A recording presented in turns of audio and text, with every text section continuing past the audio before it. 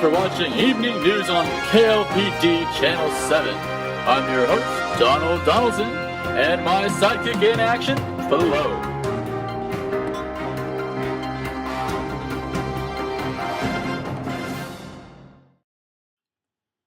Thank you for watching tonight's newscast of Channel 7 News. We're going to conclude tonight's show with a tragic story that's happened at Sierra College about a year ago. We're going to be giving you an inside look on exactly what happened, followed by a live interview with our on-set interviewer, Flo. Thank you.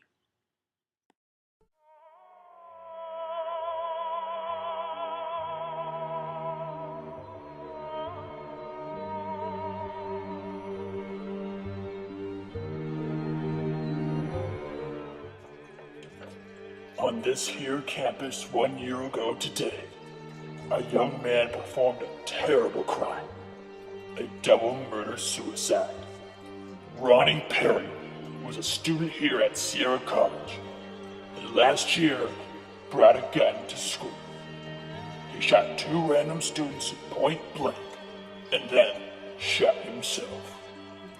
From what we know, Ronnie grew up in a very wealthy and religious family. There are many questions that hover around this mysterious crime, and we are here today to try and answer these questions with the help of our 4 top philosophy professors in the world. Over to you, Flo.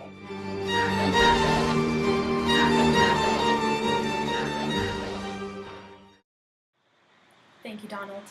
We are here now with Professor Kelley Johnson, one of the philosophy teachers. The best philosophy teacher here at Sierra. Professor, how do you remember the day of the murder? Bad. Okay. What view do you take on this issue? What do you mean? What right do I have to judge him? He committed a terrible crime. It was wrong in so many ways. Well, according to the theory of ethical subjectivism, there is no wrong.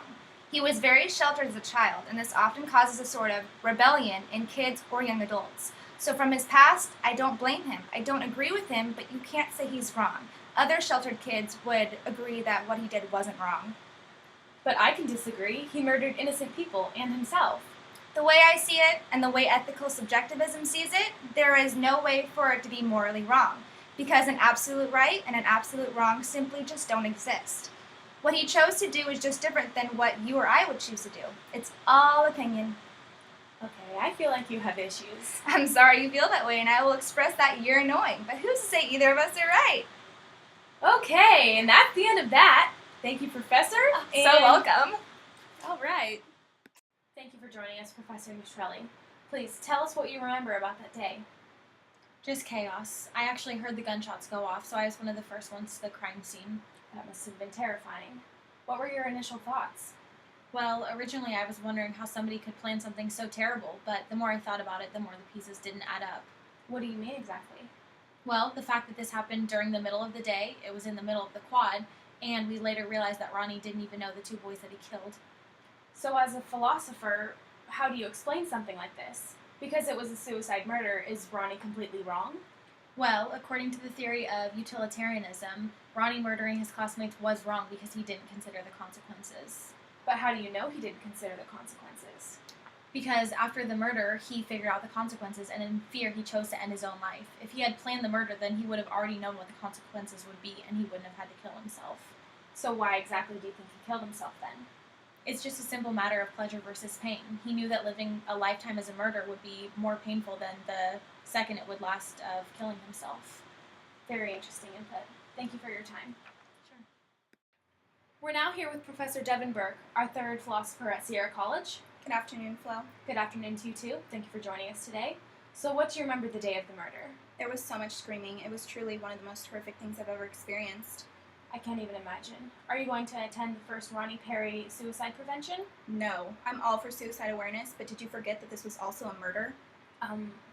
Exactly. You were forgetting that he killed 2 of his classmates. I've heard the news and the excuses that they're making for him about how he had issues with his family life and how he was not mentally stable. It's ridiculous, really. I don't understand how those are ridiculous in trying to find reasons for the murders and for him taking his own life. That's because I can assume that you've never heard of the theory of functionalism. Functionalism says that when you're regarding to yourself as I, the I you're referring to is your body and only your body. Therefore, your physical being is who you are, and what you do is completely and utterly dependent on that. I'm not exactly following. Of course you're not. I'll simplify it even more for you. So basically, Mr. Perry's I is his body, so when he committed the murder, he is completely and utterly to blame. There's no justification for what he did, no matter what his surroundings were or what his lifestyle was like. Was that really his sad, pathetic life that pulled the trigger? No, it was his physical hand, his body. He pulled that trigger. Does that make it simple enough for you to understand? Well, Exactly. getting really annoyed with all these sass attacks. Thank God we're almost done. Oops, did I say that out loud? Anyways, we have here with us Professor Vander with her take on the murder. Please, tell us how it has affected you. Let me start by saying, if there is one God, all-knowing and all-powerful, how does free will exist? I don't know. How is that relevant? How are we able to choose anything if life is already laid out for us? We know that Ronnie was sheltered as a child. Growing up in a rich family, he was given everything he wanted, but was under the most intense watch and was given little freedom. Ronnie didn't choose to grow up in a strict family. But he chose to kill those people and himself. Are you really trying to say that this isn't his fault? Well, he didn't choose the way he was brought up, he didn't choose the DNA he has, and he didn't choose for there to be easy access to a gun in his household. If he didn't choose any of this, then why did he choose to kill? So how does God play into all of this? God is all-powerful and all-knowing, right? He has a set plan for us. If he has a set plan for us, how do we have free will? How do we choose if it's already chosen for us? How did Ronnie choose to kill if it was already in the stars for him? So let's sum it up by asking if you believe he was wrong in what he did. The act of murder was wrong, but who is to say that it was Ronnie's fault? He really had no choice. Okay, I'm done with this. Donald, save me. Wow, Flo. I'm very sorry you had to endure all of that. Well, there you have it, folks. The top philosophy professors we've talked to about this very special story we've had. I hope you all enjoyed it. And that's the wrap of tonight's show. Stay classy, Sierra College.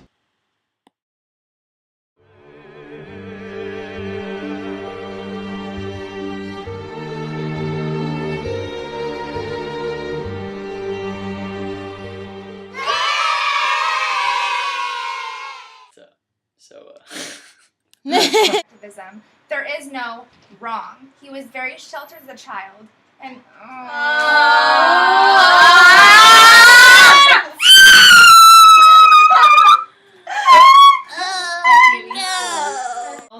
You're welcome. You're not For joining us today. Hello. Today we're going to be talking about philosophy. Tragedy. Sorry. Oh, that was such a good start. In the face. Drop kick in. All these sass attacks, thank God we're almost done. Oops, did I say that out loud? Anyways, here we have Professor Vander. You're a statue. Oh. You didn't even laugh. You were just literally like this the whole time. I forgot. I'm getting really annoyed with all these retakes. Thank God we're almost done. Sorry. I guess I'm not even funny. I didn't get any bloopers. Goodbye.